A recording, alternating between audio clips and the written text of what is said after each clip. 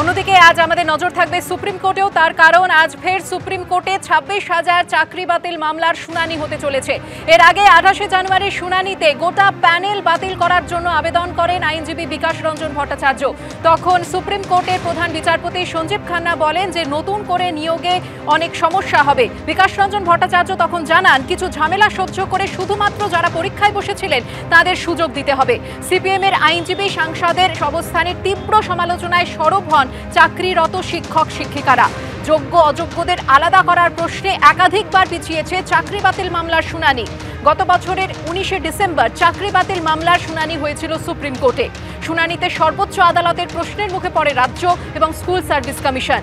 সেদিন supreme court মূলত যোগ্য এবং অযোগ্য চাকরি প্রাপকদের বাছাই করার উপরে জোর দিয়েছিল। সম্ভাব্য কোন উপায়ে তা করা যায় সেই ইঙ্গিত দেওয়া হয়।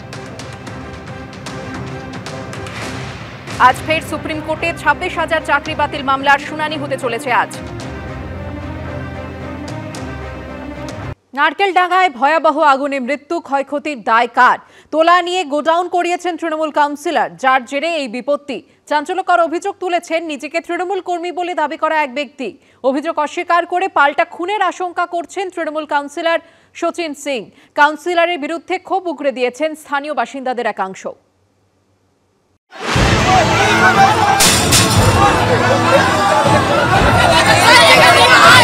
তৃণমূল কাউন্সিলরকে লক্ষ্য করে চোর স্লোগান, বিক্ষোভ, ভাঙচুর, পুলিশের সঙ্গে ধস্তাধস্তি, দুপক্ষের মারপিট। শেষমেশ থানার সামনে ধর্নায় বসলেন তৃণমূলেরই কাউন্সিলর। ঝুপড়িতে ভয়াবহ আগুনে একজনের মৃত্যু ঘিরে ধুমধুমার বাঁধল নারকেলডাঙ্গা খালপাড় এলাকায়। তোলাবাজি থেকে শুরু করে আগুন লাগিয়ে দেওয়ার মতো ভয়ঙ্কর অভিযোগ উঠল স্থানীয় তৃণমূল কাউন্সিলরের বিরুদ্ধে। শনিবার রাতে নারকেলডাঙ্গা খালপাড়ে ভয়াবহ আগুনে পুড়ে ছাই হয়ে গেছে পর ঝুপড়ি। মৃত্যু হয়েছে এক ব্যক্তির। তারপরে 36 নম্বর ওয়ার্ডে তৃণমূল কাউন্সিলরের বিরুদ্ধে চাঞ্চল্যকর অভিযোগ তোলেন নিজেকে তৃণমূল কর্মী বলে দাবি করা এক ব্যক্তি। जब झोपड़ी रेडी হয়েছিল উনি সবাইকে টিন নিজে 10টা টিন দিয়ে 15 ফুট 16 ফুট করে উনি সবাইকে জায়গা দিয়েছে। এইদিকে গোডাউন থাকলে আগার কোনো দিন এখানে আগ লাগবে তো খুব ভয়ঙ্কর আগ লাগবে। সেটা হয়েছে কালকে রাতে উনি গোডাউনটা করিয়েছেন আর মাসে 1000 টাকা 1200 টাকা সব গোডাউন থেকে নেই। অভিযোগ অস্বীকার করে পাল্টা বিস্ফোরক দাবি করেছেন তৃণমূল কাউন্সিলর। যে কোনো সময় আমাকে মারতে পারে। হায়দার নওয়াজ, পপ্পু খান, তার একটা অ্যান্টি সোশ্যাল টিম। হায়দার নওয়াজের মতন ছেলেদের এই ক্যানেলের উপরে একটা দাপট চলতো এক সময়। আমার আসার পর সেটা কমেছে, তারও ক্ষোভ রয়েছে। পুলিশ প্রশাসনকে ওইটাও দেখার ওর মধ্যেও ওদের হাত হতে পারে। চাপানোতরের মধ্যেই এদিন ঘটনাস্থলে পৌঁছন মেয়র ফিরহাদ হাকিম। তাকে সামনে পেয়ে তৃণমূল কাউন্সিলরের বিরুদ্ধে ক্ষোভ উগরে দেন স্থানীয় বাসিন্দাদের একাংশ। ওঠে চোর স্লোগান। পাল্টা স্লোগান দেন তৃণমূল কাউন্সিলরের অনুগামীরাও। ফিরহাদ হাকিম এলাকা ছাড়তেই রীতিমতো উত্তপ্ত হয়ে ওঠে পরিস্থিতি। পুলিশের সঙ্গে ধস্তাধস্তি বেঁধে যায় স্থানীয়দের। ব্যারিকেড উল্টে ভাঙচুর করা হয় চেয়ার।